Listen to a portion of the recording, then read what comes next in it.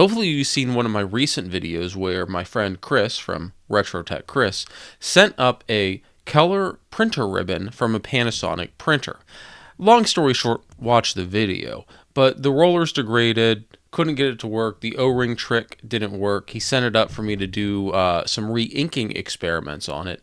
However, I thought I'd be able to fix it. And I had to do that by actually modifying the shell. And that sparked a conversation. There has to be some way to bring life back to these old dot matrix carts without modifying the shell.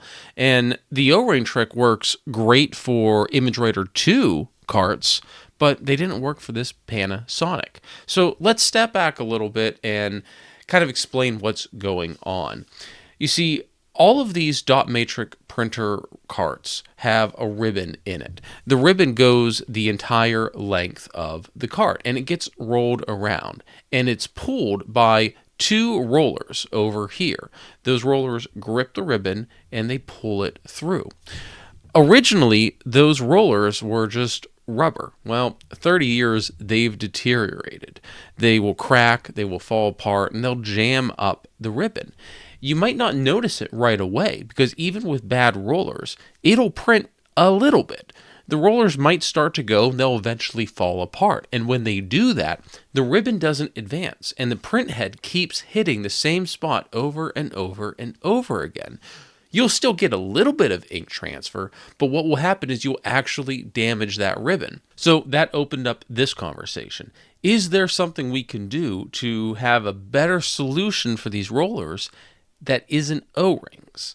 And I thought of the crazy idea of, well, let's print it in flexible filament. So I bought this roll of soft TPU here.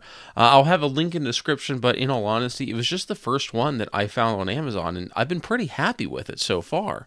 And the results are really good. This is an O-ring here that I made. Well, it's not an O-ring, it's a roller. It's a roller that I made off the exact specifications of the one in this Panasonic cart. And I'm going to have files for all of these. I had some rollers for the Panasonic one. I have rollers printed for the ImageWriter 2. But what I really want to talk about is the process I did this, because I want to share that with you, and maybe some of you out there are smarter, more talented than I, and can take this to the next step to help other people bring life into these printers. All right, so this is the cart that Chris sent up. I already replaced the rollers in here with the 3D printed ones, so let's pretend the original ones are in here.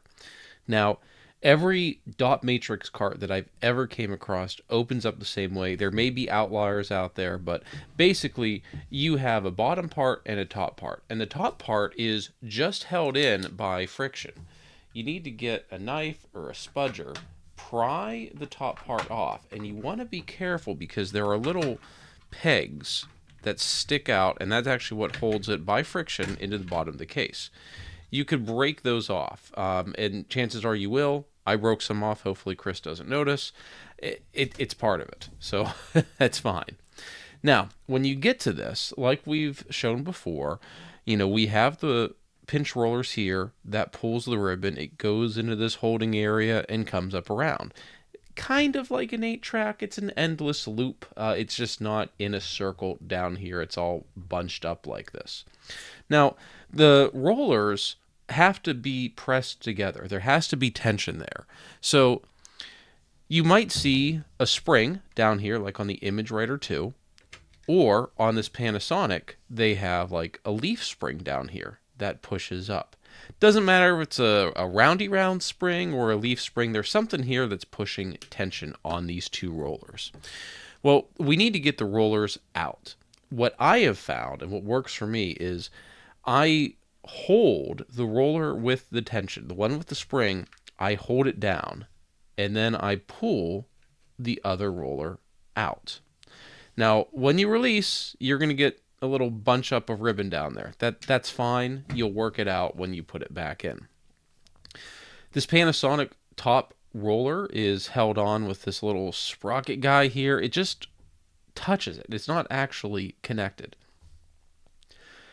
Now, at this point, we're going to pretend we have the original rollers on here. A lot of times, if you have a new one, I mean, new old stock, the roller will crack and it'll just separate a little bit, but it'll still be on the sprocket. Or it'll just fall apart into many, many, many little pieces. If it does this and you can't do forensics and put all the pieces back together, you're going to have to take all the ribbon out because you don't want any little bits of rubber getting bunched up here as the ribbon rolls around. It'll just break everything. You got to fish them all out. So when you have rollers that are still on the sprocket, what you're going to need to do is you're going to need to get some calipers. You can get, these are actually some Harbor Freight calipers. And you're going to take a couple measurements. The first measurement we're going to do while it is on the sprocket. And there's a reason for this. Follow me through this thought process. I took a measurement of it on the sprocket, and then I wrote it down. I was lucky. I was able to carefully remove them. And I got pretty much all but one removed from the sprocket, and they were all like this. I pinched them together, or kind of made them almost look as perfectly circular as I could, and then I took outside diameter measurements for all of those. And then for all of the rollers that were off of the sprocket, I took an average of that outside diameter, and then I compared it to what the outside diameter was when it was on the sprocket. Now that might seem like a lot of work, but my thought process was, and it proved true to an extent, this roller off here is smaller than it is on the sprocket, but because it's cracked, it's not as large as what it can be. So really, I just needed a starting point. So that's how I got an outside diameter starting point. And then I did very similar for inside diameter, but you got to watch because you don't want to expand the roller. Okay, oh, see, that's already starting to crack down there. So you would do inside diameters. And again, I did it for all of them, and I took an average, and I bounced that off of the width of the sprocket, right? So we had those numbers. Then I did the height, and then just for an extra data point, the distance between the outside and inside diameter. I got all of those measurements, wrote them down, and then I went over to Tinkercad. Now, this isn't sponsored, but Tinkercad is amazing. This is actually the first time that I've ever used Tinkercad. And it was, now let's be honest, this isn't the most complex shape in the world. It's just a glorified donut. But it was really easy to put the dimensions in, design it, and mess around with it. You see, I have a roller here for the Image Writer 2. I'm still working on this one, so don't be surprised when this video is posted you don't see a link for this. But I will have links for all the revisions of the Panasonic roller. And yes, there are different revisions. Version 1 is the exact dimensions, well, the exact dimensions that I got after I did my averaging and everything else from the damaged rollers. I needed a starting point.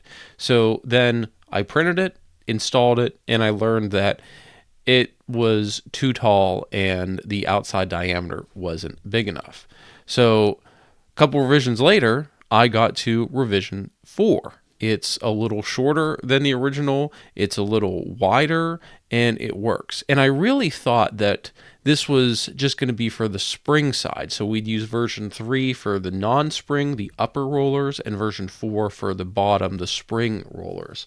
But after some trial and error, version 4 works the whole way around, so I'm going to remove spring, and version 4 is the way to go. So I just downloaded this as an STL, and I sent it off to the printer. So I opted to print these 4 at a time. In hindsight, I could have got away with doing all 8 at once, but I wanted to check the clearances. Now, I had it on a little slower setting, so it took about 15 minutes to print 4. And, all 8 probably would have been less than a half an hour. And for my first time using flexible filament, I had no issues. This printed really, really nice.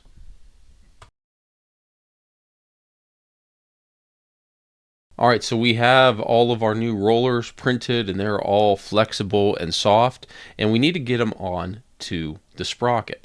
Now, I found that they were a little tough to get on at first, so what I did, I actually just kind of held them in my hands, I squeezed them, I made them malleable, I just warmed them up a little bit, and then they slid on.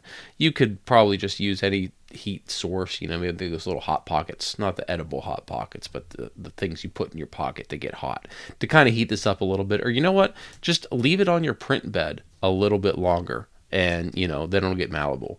Put them all on, but pay special attention to the spacing. The spacing has to be exact on here, otherwise everything's going to rub together. So do some fit tests. If you have to, you might have to trim off some material, and then the fun begins, because we got to get this back in here with all the spaghetti. So we're going to push this bottom one down. You heard it click? Hopefully you did. There's a little groove down there that it sits in. And then we got to move and make some room with all this ribbon. Might help to pull some out. And then you want to fight with it in. So you see there's the hole right there. That's the spot where it's going to go. And don't be afraid. The cloth ribbons can take some abuse. I mean, don't go crazy in here, but they'll take some abuse.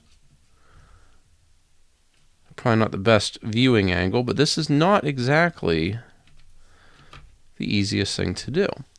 So it's in, but you see that the ribbon is flopping up over the side. We can't have that. It has to be level. So then you're just going to come in here, maybe pull some out, and you're going to have to mess with this a little bit until it sits perfectly in here. Sometimes, you can use a pencil or maybe a toothpick or chopstick, something in there that you can help maneuver that ribbon around. Check that everything is seated on the back. There's a little guide here and here that everything sits into. And that's pretty close. Might need to tap it down a little bit on the table. But at that point, it will advance. Now, you might not be out of the woods just yet, because one thing I found is when I put the cover on, it wouldn't spin, and it was rubbing. So you're going to have to really finagle it a couple times, take it on and off, just to make sure everything is lined up just right. And then you're ready to print. Well, I hope you found that entertaining, inspiring, educational. I don't know. But right now, I'm going to get this one boxed up and sent it down to Chris. So he already has the one that I had to modify the case with traditional O-rings that you would find at a hardware store.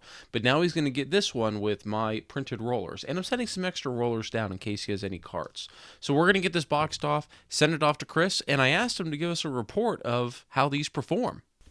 There's a quick change I want to address before we cut to Chris. You see, right when I was sending him these carts, he sent me 2 new Panasonic OEM carts. And there's a difference on here. The Panasonic OEMs have actual springs in them, not leaf springs, making them, in my opinion, superior than the third-party ones that he sent me. This also gave me some more time to tinker with the wheel.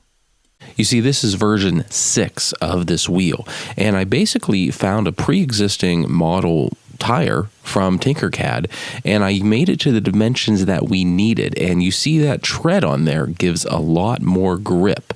So let's turn it over to Chris and see if version 6 works out. Hey RetroTech or Die fans, it's RetroTech Chris here. I got something in the mail today from RetroTech or Die. I think I have a pretty good idea of what it is, so I'm all set up here. But let's find out.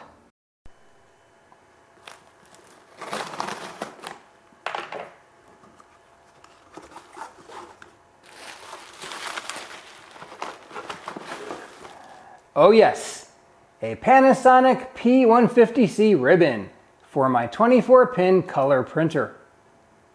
Here it is out of the box, as we can see. Look at those nice pretty colors. Let's get this installed.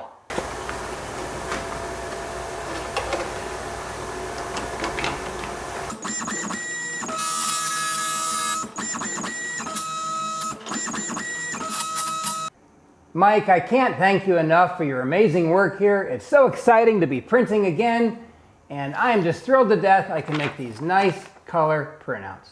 So thank you very, very much. I am so happy that this worked out for Chris, but being the perfectionist I am, I think we can do better. But I want to open this up to the greater community. I'm going to have all of my files in the description below, and I'm asking if you have 3D printing knowledge, CAD knowledge, design knowledge, or you just like to tinker, and you have a dot matrix printer that is suffering from damaged rollers that you can't replace with an O-ring. Please help Chris and I continue this project. Help us give life back into these printers, because a lot of the times the rollers will fail and there will still be life left in the color ribbon. So please, I invite you, let's all collaborate together and see if we can bring life back into our beloved dot matrix printers.